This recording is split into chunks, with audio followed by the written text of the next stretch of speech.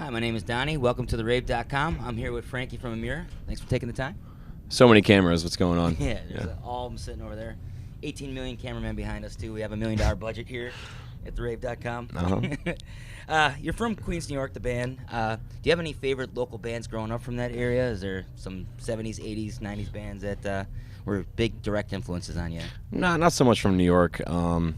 I mean, I was lucky enough to grow up like in New York City and be surrounded by, you know, the mecca of every kind of walk of life and everything. Hip-hop and hardcore is like the birthplace. Exactly. So, I mean, that definitely inspired me and was a whole part of my upbringing or whatever. But as far as like what inspired me to do music, it was like bands like Korn and Limp Bizkit. Really? Those are the kind of bands that like really put me on, and where it's just like no one did it better than them to me. It's just like, you know, it didn't get much better than those bands. So Limp Bizkit just played here not too long ago. In May. 3 or 4 months. Yeah, 3 or 4 months May ago. 13th. They actually killed it, man. They sounded great live. Of course they did. Yeah. You must have just saw one of the posters out there. No exact date. Yeah, I did. Slave to the Game, your new CD came out last year in 2012.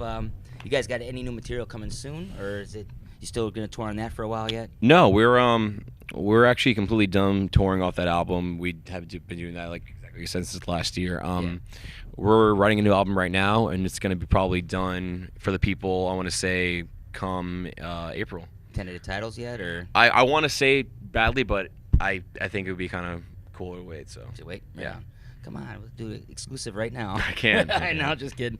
How did the band start? How did you guys form? How did it start? In 2003, I was 16 years old at the time, and I basically got fed up with like trying to meet people in New York. You know, either people weren't as serious as me about it, or just no one was really vibing with me as far as like wanting to really do some real shit. So I ended up, and I tell this story a lot, so forgive me if I jump around, but this is like pre-Facebook and like before like social networking existed. All you really had was like message boards and email. So I would go on message boards and eventually met some kids in Connecticut who just were like, blah blah blah. Like I was lucky enough to have recorded one song at some point when I was like 15. Sent them in like, hey, this is what I sound like. Like, cool, come to Connecticut tomorrow. And then 10 years later, I'm pretty much the only original member, and that's kind of how it all went down. Right on. Yeah.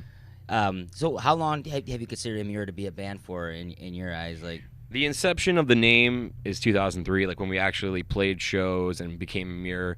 And then I think to answer the question correctly, we've been touring full time since 2005. Yeah. I like to say that's when the band started to really take it serious or whatever on that level. Sorry, my phone.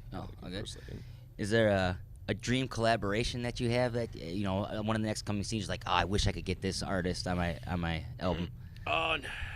No, I don't know. No, I just I don't know. It's hard because I there's so many kinds of music I appreciate and so many artists I really admire. Like I would like to have certain artists maybe take a dab, like take a jab at our song, like maybe something like Aphex Twin. Yeah. Hear like one of our songs. Yeah, that'd be cool. But that's one I could really think of off the top of my head. Yeah. You made a couple T-shirts that caused some controversy a little bit ago. Do you think like the world's too PC, or was it did people just need to lighten up? Like, were they?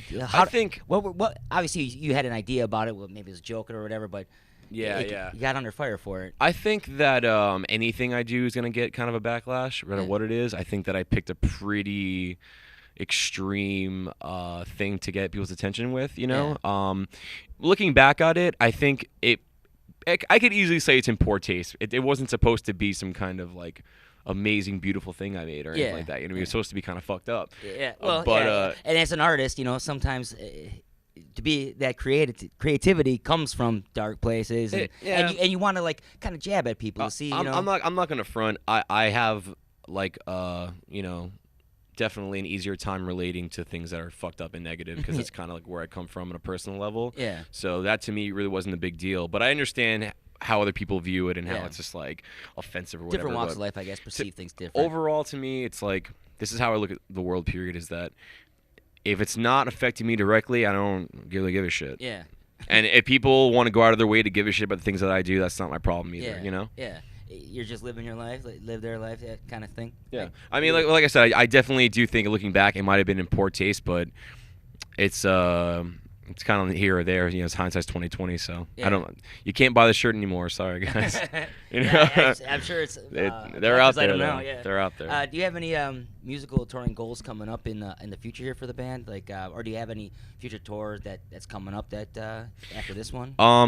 Nothing I could really talk about right now, but basically all the focus right now is getting this album finished and getting out to the people, and that's really about it. Yeah. Mm-hmm. You guys have been here a couple times. I think it's the second time we've interviewed you. You guys have a favorite rave experience moment yet, or just kind of? I've been lucky enough to go down into the caverns and the ceiling and the roof of the rave. So I'm very familiar. Yeah, I'm very familiar with this place and the ins and outs of it. And honestly, it's always a pleasure to play here. We get treated really well. Milwaukee's a great city, and that's much I can say, honestly. Right. Well, Frank, thanks for your time. Thank you again. Check out the Rave.com. Emmure play tonight at Wisconsin Metal Fest. Check them out. That's right.